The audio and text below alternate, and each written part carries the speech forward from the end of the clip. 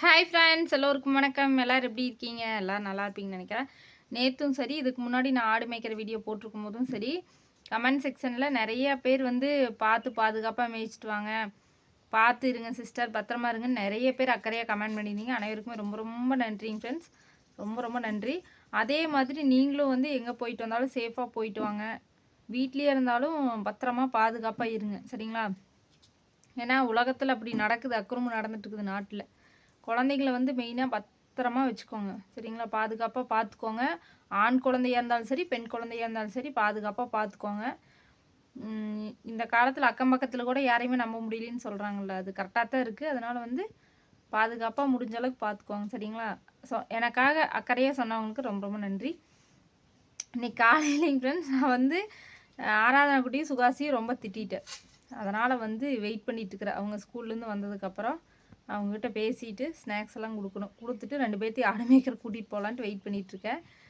இன்றைக்கி வந்து சக்தியும் ஒர்க்குக்கு போயிட்டார் நைட்டே. எங்கள் அம்மா வந்து காலையில் 7 மணிக்கு பஸ்ஸுக்கு போகிறவங்க இன்றைக்கி 6:30 பஸ்ஸுக்கே கிளம்பிட்டாங்க. ஏதோ ஃபங்க்ஷன் இருக்குது அப்படின்னு கிளம்பிட்டாங்க. நான் மட்டும்தான் இருந்தேன்னா ரெடி பண்ணுறதுக்குள்ளே 2 பேர் ரொம்ப லேட் பண்ணாங்க. எழுந்திரிச்சதே லேட்டு. அதனால் திட்டிட்டேன், கொஞ்சம் திட்டிட்டு வேன் வச்சு விட்டேன். லேட் ஆயிரும், ஏன்னா சாப்பிடாம கிளம்பி போயிடுவாங்கன்ட்டு திட்டிட்டேன். அதனால் மனசு கேட்கல.